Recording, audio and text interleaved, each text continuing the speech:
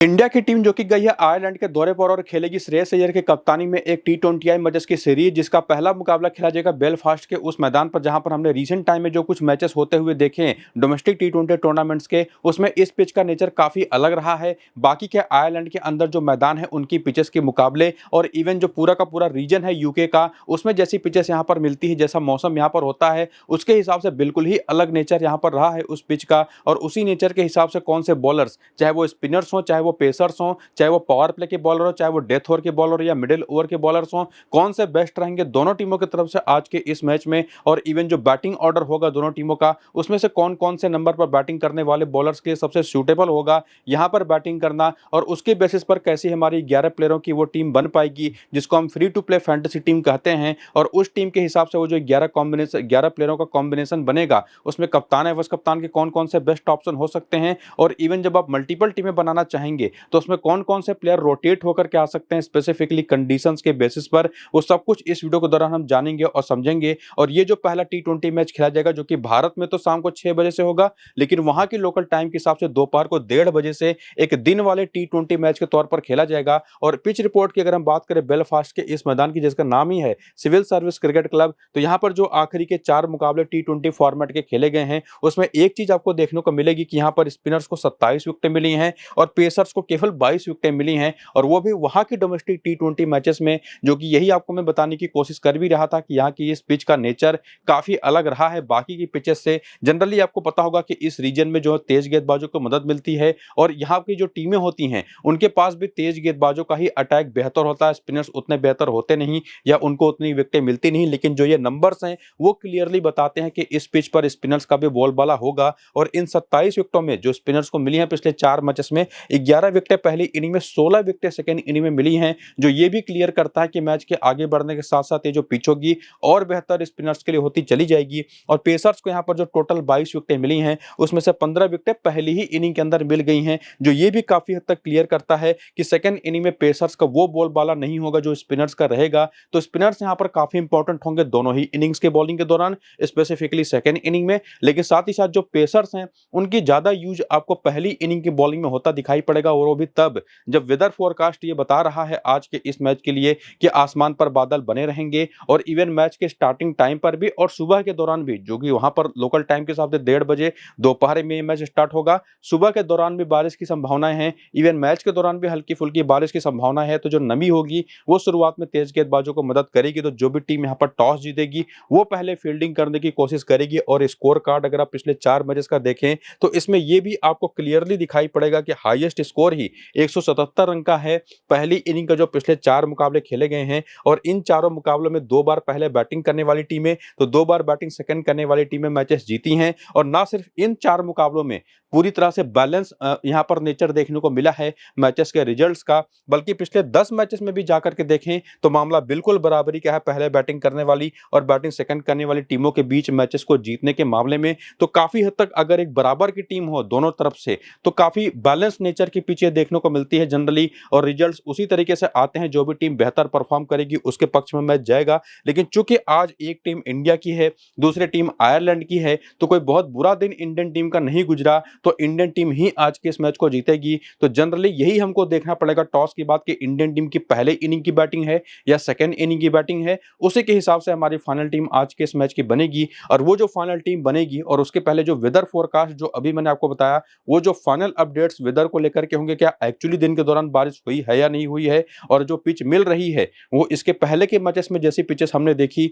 जो अभी आपको मैंने इसके पहले पिच रिपोर्ट में बताया, क्या वैसे ही पिच है या थोड़े बहुत अलग नेचर भी उसका देखने को मिल सकता है। तो final pitch report, final weather update, toss के अपडेट के साथ साथ उसकी बेसिस पर जो हमारी फाइनल टीम बनेगी, वो सब कुछ आपको मैं अपने टेलीग्राम और व्हाट्सएप चैनल पर देने वाला हूं टॉस के बाद। तो दोनों को जाकर के ज्वाइन जरूर कर लीजिए। लिंक आपको इसी वीडियो के डिस्क्रिप्शन में और कमेंट बॉक्स में जो पिन किया हुआ कमेंट है, सबसे टॉप पर जो कमेंट दिखता है वहां पर आपको टेलीग्राम और व्हाट्सएप चैनल का लिंक मिल जाएगा इसी वीडियो में। तो क्लिक करके जल्दी से जाकर के ज्वाइन जरूर कर लीजिए। फिलहाल आपके सामने है प्रोबेबल प्लेइंग 11 जो आज के इस मैच में इंडियन टीम की तरफ से उतर सकते हैं, और इंडियन टीम काफी बदलाव भी कर सकती है आज के इस मैच में। यह भी हो सकता है कि संजू सैमसन या अभिषेक शर्मा में से कोई एक बाहर बैठे और यहां पर वैभव सूर्यवंशी भी ओपन कर जाए। बाकी ईशान किशन के साथ भी वही हो सकता है कि शायद आज ना खेलें या और इनके जहां पर कोई दूसरा खेल जाए। लेकिन फिलहाल मेरे हिसाब से जो अभी के लिए बैटिंग ऑर्डर बनती दिखाई पड़ रही है वो कुछ कुछ इस तरीके से रहेगी जिसमें हर्षित राणा भी चोटिल होने के बाद वापसी कर रहे हैं स्क्वाड के अंदर और खेलते हुए दिखाई पड़ सकते हैं। और बाकी रवि बिश्नोई तो हैं ही, और बेंच पर भी वैभव सूर्यवंशी,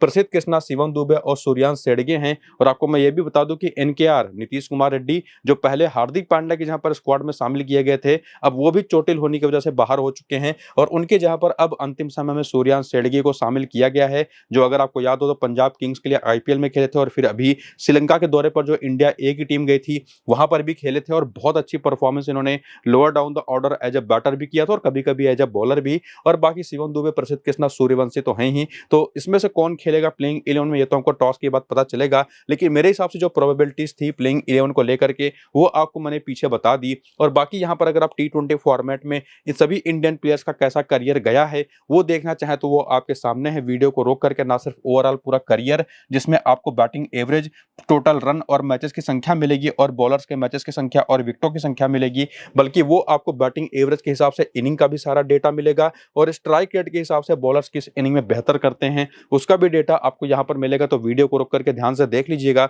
लेकिन फिलहाल आगे बढ़ते हुए अगर आप रिसेंट फॉर्म की बात करें और चूंकि सामने आयरलैंड की टीम है तो जनरली फॉर्म के ऊपर हम उतना जाते नहीं हैं, खास करके इंडियन टीम के प्लेयर्स के, लेकिन फिर भी अगर आप फॉर्म को देखें तो अभिषेक शर्मा सभी को पता है उस तरीके के प्लेयर है, हिट एंड मिस टाइप के, कि चल गए तो चल गए वरना जल्दी से आउट होते हुए दिखाई पड़ेंगे, लेकिन रिसेंट टाइम में काफी बेहतर फॉर्म में रहे हैं। और वहीं पर संजू सैमसन ने भी आईपीएल में अगर हम बात करें तो जैसी शुरुआत हुई थी आईपीएल की इनकी, उसके बाद खत्म उन्होंने उस तरीके से तो नहीं किया था, लेकिन फिर भी दोनों के दोनों अगर हम बात करें तो ठीक ठाक से फॉर्म में रहे हैं। और बाकी ईशान किशन, ये तो अभी अफगानिस्तान के खिलाफ वनडे सीरीज में भी एक कमाल की सेंचुरी जड़ चुके हैं और काफी जबरदस्त फॉर्म में आईपीएल के अंदर भी रहे। तो सबसे भरोसेमंद कोई नाम इन टॉप 3 के बैटर्स में से है तो वो ईशान किशन ही है। और उसके बाद आते हैं श्रेयस अय्यर, इनका भी हाल कुछ उसी तरीके का रहा है, बहुत ज्यादा बेहतर रन्स इनसे बनते दिखाई नहीं पड़े हैं और उसी वही एक रीजन भी रहा था कि पंजाब किंग्स की टीम पहले 6 मुकाबले जीतने के बाद लगातार अगले सारे मुकाबले हारती चली गई, ज्यादातर मैचेस और टूर्नामेंट से बाहर भी हो गई, फाइनल में भी नहीं जा पाई।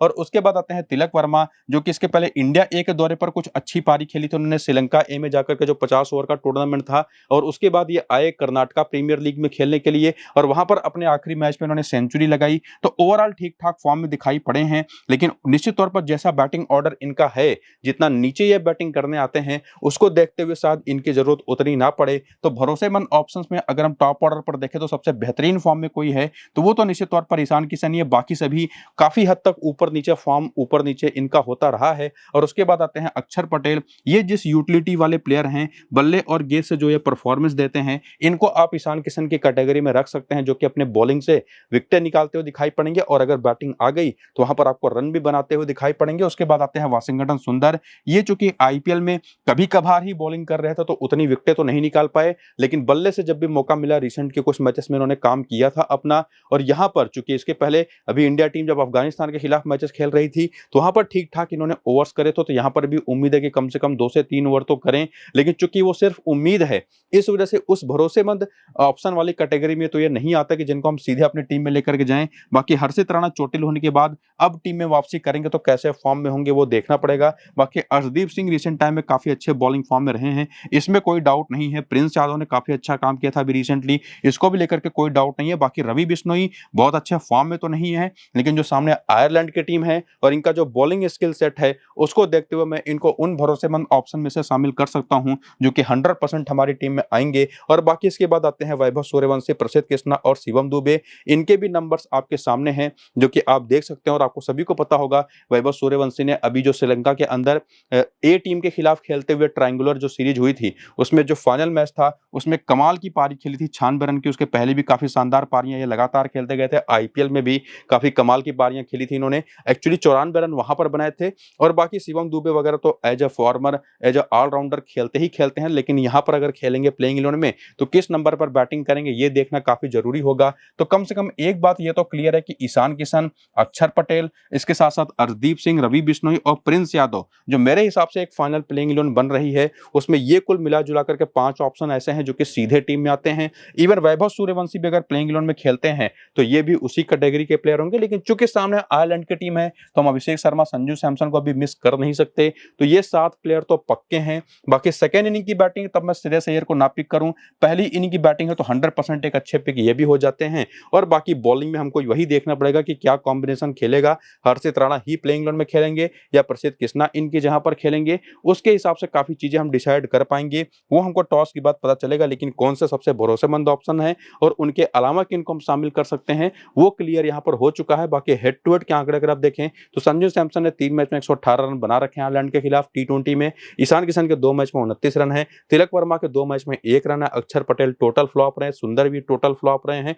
अर्शदीप के 3 मैच में 4 विकेट हैं, प्रसिद्ध कृष्णा के 2 मैच में 4 विकेट हैं, जबकि शिवम दुबे के भी 2 मैचेस हैं लेकिन कुछ खास कमाल कर नहीं पाए हैं। और बात जब इस मैदान की आती है, यहाँ पर कोई भी इंडियन प्लेयर इसके पहले कोई टी20 मैच खेला नहीं, लेकिन जैसी बॉलिंग है सामने की टीम में, जो आयरलैंड की टीम में काफी युवा गेंदबाज आपको वहां पर दिखाई पड़ेंगे, तो उस पूरी बॉलिंग कॉम्बिनेशन के खिलाफ अगर आप इनकी वीकनेस चेक करने जाएं तो बाएं हाथ की तेज गेंदबाजी तो दिक्कत देती ही है किसी भी इंडियन बैटर को। वो आपको दिखाई पड़ेगी बाएं हाथ की लेफ्ट आर्म ऑर्थोडॉक्स बॉलिंग जो है वो अभिषेक शर्मा को परेशान करती है। 157 गेंद पर 279 रन बना करके 11 बार आउट हो चुके हैं टी20 फॉर्मेट में। बाकी ईशान किशन को भी, श्रेयस अय्यर को भी बाएं हाथ की तेज गेंदबाजी ठीक ठाक परेशान करती है। बाकी ईशान किशन लेग स्पिन पर भी काफी सारी विकेटें देते हैं और बाकी जो बैटर है उसमें अक्षर पटेल वो भी left arm medium pace bowling, leg spin और ऑफ स्पिन पर फंसते हैं। तो ऐसे जो बॉलर सामने की टीम में हैं वो कैसे ऑप्शन होंगे वो भी चेक करना पड़ेगा। लेकिन जो वो ऑप्शन हैं जिसमें एक left arm Orthodox bowler Matthew Humphry हैं, कभी कभार लेफ्ट आर्म ऑर्थोडॉक्स बॉलिंग करने वाले जॉश डॉकरेल हैं जो बैटिंग भी काफी तगड़ी कर लेते हैं, और लेग स्पिनर के तौर पर आपको गैरेथ डिलेनी दिखाई पड़ जाएंगे। और इवन अगर हम बात करें बाकी की पूरी की पूरी बैटिंग ऑर्डर में तो कभी कभार हैरी टेक्टर भी आपको ऑफ स्पिन बॉलिंग करते दिखाई पड़ेंगे। अब वो डिपेंड करेगा कि इंडियन टीम में कितने लेफ्ट हैंडर्स हैं। अगर संजू सैमसन की जगह पर वैभव सूर्यवंशी खेल गए तब तो अभिषेक शर्मा और ईशान किशन यानी कि टॉप 3 आपको पूरी की पूरी लेफ्ट हैंडर्स के साथ ही दिखाई पड़ेगा। तो हैरी टेक्टर आज के इस मैच के लिए बहुत इंपॉर्टेंट होंगे। इवन सूर्यवंशी नहीं भी खेलते हैं तो, क्योंकि अगर सूर्यवंशी नहीं भी खेले तो भी वहां पर संजू सैमसन के साथ आपको एक लेफ्ट हैंडर अभिषेक शर्मा दिखाई पड़ेगा ही, ईशान किशन दिखाई पड़ेंगे ही, सुंदर और अक्षर पटेल भी एक लेफ्ट हैंडर ही हैं। तो मुझे लगता है कि हैरी टेक्टर की आज की जो यूटिलिटी है वो बहुत शानदार होगी। बाकी बाएं हाथ के तेज गेंदबाज जय मुंद्रा हैं, लियम मैकार्थी हैं दाहिने हाथ के तेज गेंदबाज, मैट होलार्ड है दाहिने हाथ के तेज गेंदबाज, और बाकी बैटिंग ऑर्डर तो आप यहां पर देख ही पाएंगे जो कि साफ साफ पता चलेगा आपको कि काफी युवा टीम दिखाई पड़ रही है स्पेसिफिकली बॉलिंग कैटेगरी में। और इनके पास बेंच पर गेमिन होई भी हैं, वो भी एक लेग स्पिनर हैं। और इस पूरे के पूरे स्क्वाड का कैसा करियर रहा है टी20 फॉर्मेट में वो आप यहां पर देख सकते हैं। ना सिर्फ पूरे का पूरा करियर बल्कि जिसका अवेलेबल है उसका इनिंग की बेसिस पर भी सारी एनालिसिस आपके सामने है, तो वीडियो को रुक करके जरूर देख लीजिएगा। बाकी फॉर्म के हिसाब से अगर आप आगे बढ़ें तो जैसा मैंने आपको बताया, एक तो इनका जो पूरा का पूरा टीम है काफी युवा है, कई सारे अननोन टाइप के प्लेयर खास करके जो बॉलर्स हैं वो आपको दिखाई पड़ेंगे। लेकिन जो बैटिंग है उसमें टीम टेक्टर का फॉर्म देख लीजिए, स्टीफन डोहेनी का देख लीजिए, रॉस अडेयर का देख लीजिए, इवन टॉप 5 तक अगर आप आए लोरकान टक्कर तक तो यहां पर आपको सबसे भरोसेमंद कोई नाम दिखाई पड़ेगा तो वो लोरकान टक्कर ही है। एक्चुअली रीसेंट फॉर्म के हिसाब से मैं केवल बात कर रहा हूं, तो उस हिसाब से जाए तो लोरकान टक्कर का फॉर्म काफी बेहतर रहा है। लेकिन जो आपको मैंने कुछ देर पहले बताया कि चूंकि इस टीम में कोई एक प्रॉपर ऑफ स्पिनर नहीं है और इंडियन टीम में काफी सारे लेफ्ट हैंडर है, तो ऐसी जब भी सिचुएशन आती है ना तो हैरी टेक्टर बॉलिंग जरूर करते हैं। और उस कंडीशन में हैरी टेक्टर जिनका फॉर्म बहुत तगड़ा तो नहीं है फिर भी ठीक ठाक है, ये भी काफी शानदार ऑप्शन मेरे हिसाब से हो जाते हैं। तो उसको अगर आप इनकी यूटिलिटी को भी इंक्लूड कर दें तो ये भी बहुत इंपॉर्टेंट ऑप्शन बन जाते हैं। बाकी गैरेथ डिलेनी का फॉर्म भी रिसेंट टाइम में as a batter as a bowler दोनों तरीके से काफी शानदार रहा है, और वही सेम चीज आप जॉर्ज डॉकरेल को भी लेकर के कह सकते हैं। और बॉलिंग में हालांकि देखा तो डोमेस्टिक क्रिकेट के अंदर अपनी अपनी परफॉर्मेंसेस के ही बेसिस पर ये सारे बॉलर टीम में आए हैं, तो इनकी जो पूरी की पूरी बॉलिंग यूनिट जो पॉसिबली प्लेइंग इलेवन में खेल सकती है वो भी काफी तगड़े फॉर्म में रही है। लेकिन यहां पर मैं ज्यादातर यही करूंगा कि पहली इनिंग की बॉलिंग है तो जय मुंद्रा को मैं प्रेफर कर सकता हूं, बाकी कोई बॉलर यहां पर मैं उतना प्रेफर करूंगा नहीं। लेकिन अगर सेकेंड इनिंग की बॉलिंग है तो मैथ्यू हम्फ्री जैसा लेफ्ट आर्म ऑर्थोडॉक्स बॉलर ये इंपॉर्टेंट हो सकता है। हालांकि गेविन होए जो इनके बेंच पर बैठे हुए लेग स्पिनर हैं ये भी काफी अच्छे फॉर्म में रहे हैं। लेकिन ओवरऑल जैसा मैंने आपको बताया कि इनिंग की बेसिस पर आप इन दोनों को रोटेट करके टीम में ला सकते हैं। और जैसा कि आपको मैंने यूटिलिटी हिसाब से बताया तो हैरी टेक्टर बहुत अच्छा ऑप्शन है, गैरेथ डिलेनी बहुत अच्छा ऑप्शन है, जॉर्ज डॉकरेल बहुत अच्छा ऑप्शन है, क्योंकि इन तीनों के बैटिंग करने के साथ साथ बॉलिंग के भी चांसेस हैं। और लोरकान टक्कर का फॉर्म काफी बेहतर है, उस हिसाब से आप यहां पर देख सकते हैं कि उनकी इंपॉर्टेंस भी ठीक ठाक है। लेकिन उसी में अगर आप लोरकान टक्कर का इंडिया के खिलाफ परफॉर्मेंस देखेंगे तो वो बहुत खराब है, 5 मैच में केवल 33 रन है। लेकिन हैरी टेक्टर के 5 मैच 123 रन 30 का एवरेज है, और बाकी प्लेयर जो भी खेले उतना कुछ खास कर नहीं पाए हैं। लेकिन ओवरऑल अगर आप वेन्यू के नंबर्स देखेंगे तो इस मैदान पर भी हैरी टेक्टर के 10 मैच केवल 93 रन है, और इवन लोरकान टक्कर के भी आंकड़े बहुत ही खराब हैं। गैरेथ डिलेनी भी 7 मैच 6 विकेट ले पाए 29 रन है, जबकि जॉर्ज डॉकरेल के आंकड़े भी एवरेज ही हैं। तो यहां तक आते आते जो मेरा अपना फाइनल डिसीजन बन पा रहा है उसमें मैं गैरेथ डिलेनी और हैरी टेक्टर को तो 100% अपनी टीम में इंक्लूड करूंगा। बाकी ये देखना पड़ेगा कि क्या चांसेस यहाँ पर जॉश डॉकरल के बॉलिंग करने के हैं, क्योंकि ये बॉलिंग करते तो जरूर है लेफ्ट आर्म ऑर्थोडॉक्स, लेकिन करेंगे कि नहीं करेंगे इसका कोई भी कंफर्मेशन है नहीं। अगर वो कंफर्मेशन मिल पाती है तब तो मैं इनको प्रेफर करूंगा, वरना मैथ्यू हम्फ्री एक बहुत अच्छे ट्रम्प ऑप्शन है जिनको आप इंक्लूड कर सकते हैं, लेकिन कब ये आपको मैं ऑलरेडी बता चुका हूं सेकेंड इनिंग की बॉलिंग में। वरना आप जय मुंद्रा को तीसरे प्लेयर की जहां पर अपनी टीम में लेके जा सकते हैं जो कि पहली इनिंग की बॉलिंग में आएंगे। तो मैक्सिमम से मैक्सिमम 3-4 प्लेयर, इससे ज्यादा आपको आयरलैंड की तरफ से कोई प्लेयर ट्राई करने की जरूरत है नहीं। 3 ही प्लेयर आपको लेके जाने की जरूरत है और उसके हिसाब से